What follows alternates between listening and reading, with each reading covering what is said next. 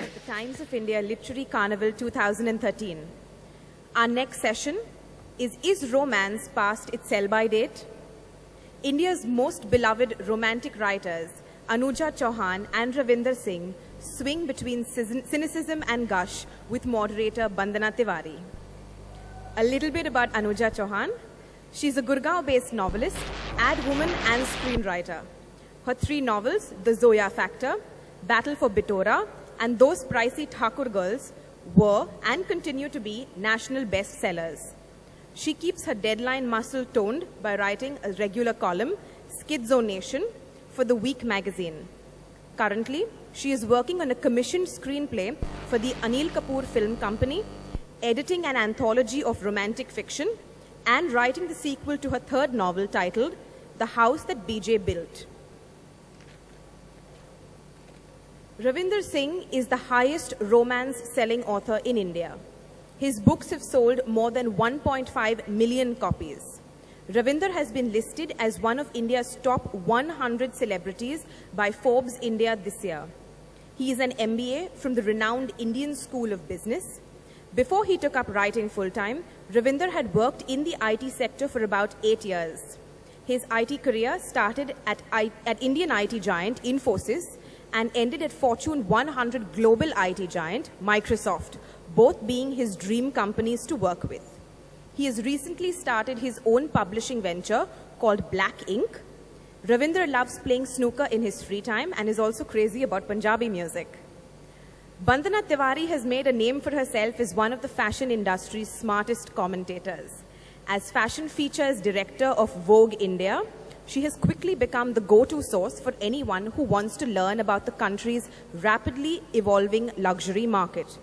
Recently, she was named to Industry Magazine's Fashion Media A-list alongside other leading fashion commentators, including Catherine Horline, Tim Blanks, and Susie Menkes. May I please request all the panelists to come on stage, please?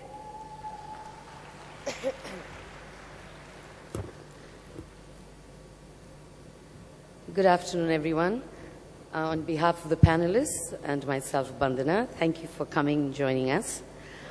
We hope it's going to be a rambunctious session where we talk about romance and perhaps the death of romance. And our topic, as you know, is romance past its sell-by date? And needless to say, we've got 2 panelists here who are prolific writers. They have incredible followings online and offline.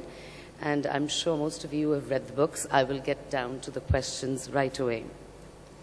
So I'm sorry, just to clarify, I will be standing here and be the moderator because I have a spinal problem and unfortunately I can't sit with the lovely writers.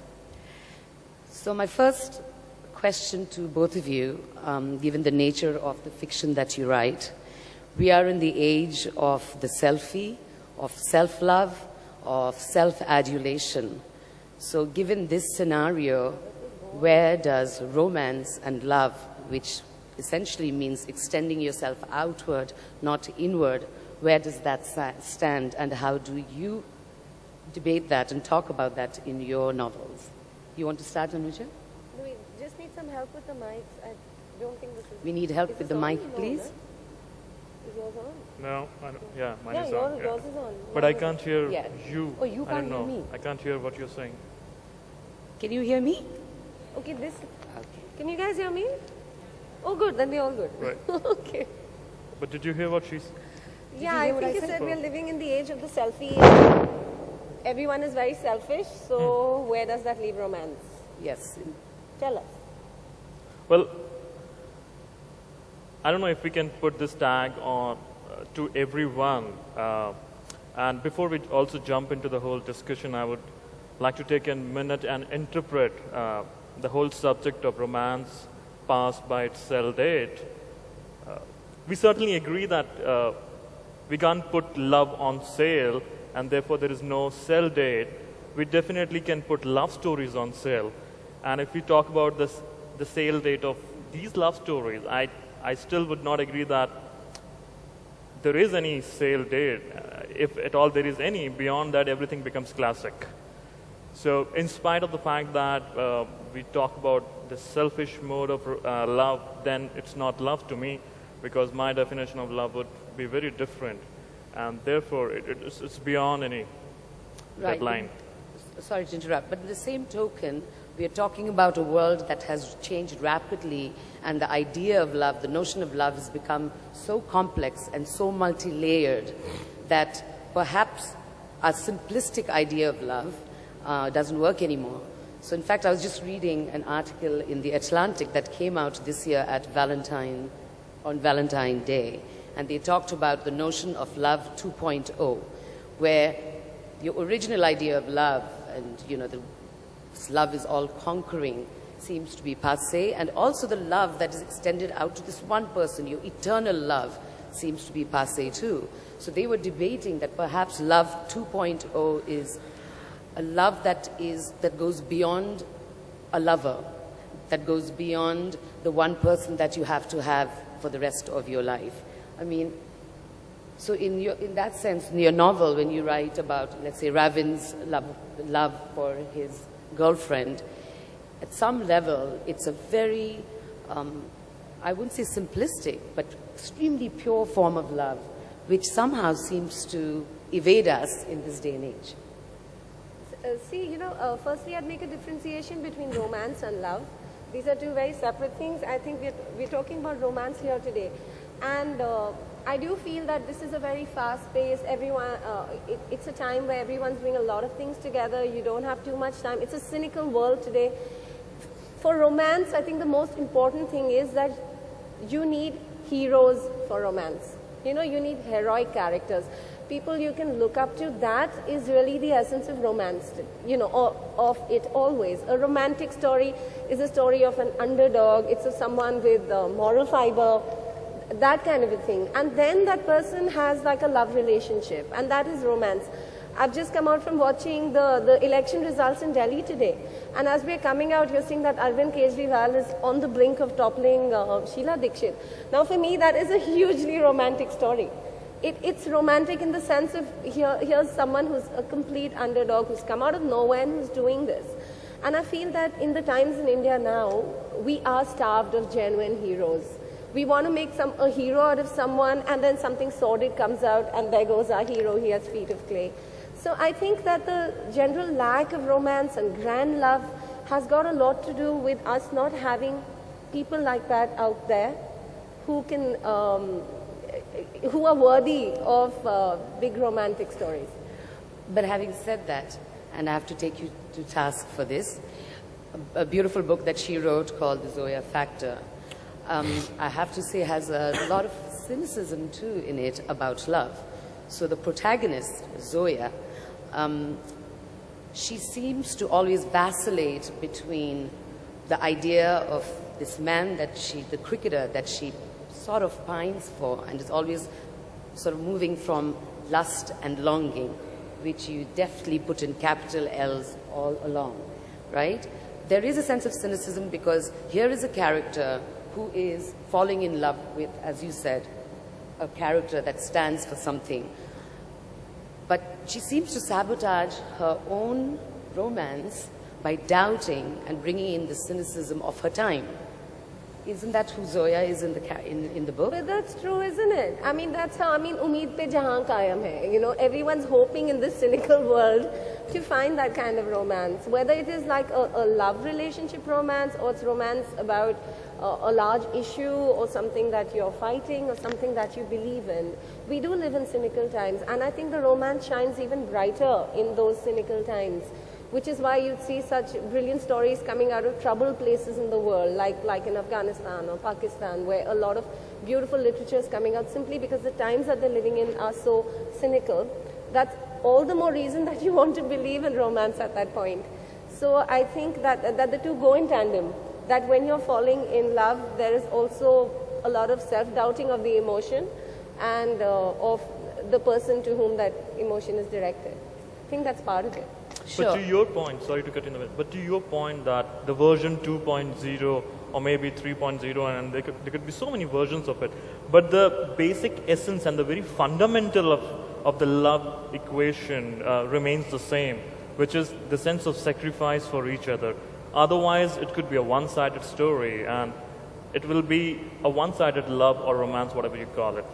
So, okay, going back to what you've just said, is again the character Raven in one of his books. Okay, he's madly in love with this woman. They've lived in Belgium. They look like a perfect couple.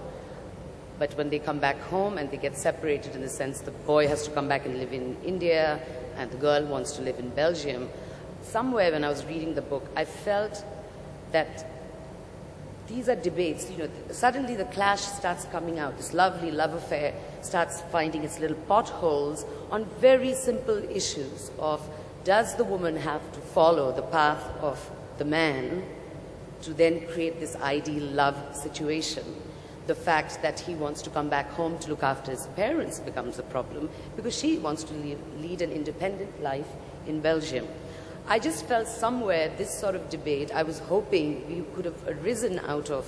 I felt it wasn't equal a relationship, and therefore the idea of love has to be debated, because you're talking about two equal partners in a relationship. And I felt that this sort of juxtaposition of what a man wants and a woman wants and what a woman wants may not necessarily be as important as a man somewhere came across in your novel. I'm so glad that you brought this topic out, and after completing this book, so she's talking about Can Love Happen Twice, which is my second book. I've come out in the open. So many people have asked me the question, is this 100% Raven's own story, the way you have come out in the world and said that I too had a love story is 100% my story. I have time and again told that I do not want to let you know that whether it's story mine or not. However, I really want to believe that this is this generation's story, because around myself I find so many love stories which are so complicated in nature, so much so that there have been status on social networking sites, those shows I'm in a complicated relationship. Having said that, my point is that there are, in the real life, the character of Raven could be a girl as well, and the character of a Simmer could be a boy's nature as well. But yeah, you need to introspect what's right and what's wrong. I also believe that it should be a common platform for both the guy and the girl, and should not be, you know, one-sided story that, hey, I command and you need to do this. In that story, there are so many sacrifices that this character called Raven, and I'm not saying that it's Ravinder Singh, but for the sake of simplicity, let's call him Raven. He's willing to make so many sacrifices, but then one thing he's standing by, which he has told the girl even before accepting her proposal, that my family comes first, and I cannot let go one of my responsibilities to pick up, you know, new cherries in my life. So as long as you have cleared your point in the beginning before you say those three wonderful words, and not be blind enough, even though we say love is blind, but then not blind enough before you make a commitment, I think you're on a good note then. I'm going to come back with a retort for that, but before that I want to ask Anuja a question. I know that it bothers you to no end when your novels are called chick lit. In fact, I'm going to quote what I found online, which I thought was quite lovely, where she says, hold on. Chicks are small, brainless, powerless creatures bred to be eaten. I'm not a chick, and I don't want to write for chicks. Then I want to know, who do you write for? See, this always sounds very self-centered and obnoxious, but I find that most readers say this, and most writers say this, and I say this too. I write for myself. I write, if I giggle when I write, I'm happy. And then the hope is always that there are enough people like me who will appreciate the kind of humor that I'm writing, or will appreciate the kind of romance I'm writing. So you just hope that there are enough people out there who have the same taste that you do. And I think that's the purest way to write. Because if you start writing for a particular, with an audience in your head, then you're going to do a lot of second guessing, and you're just going to end up totally paralyzed. And I don't think anyone should do that, and I don't think any writer, who writes well is doing that in any case. But do you not feel that you cater to a particular readership? Because, your writing is so embedded in the social fabric that you belong to, for instance. I mean, Zoya Factor, for that matter, is really seems something of your life in advertising. As you know, Anuja is a very, very accomplished creative director in a wonderful advertising agency who brought great catch lines, you know, bubbly oi and nothing official about it, all those incredible lines that we cannot forget. You know, you were the inventor of those lines. So you belong to a very sort of active advertising world, and you reference it a lot. And again, of course, Zoya Factor is against the backdrop of the big cricket match, the World Cup.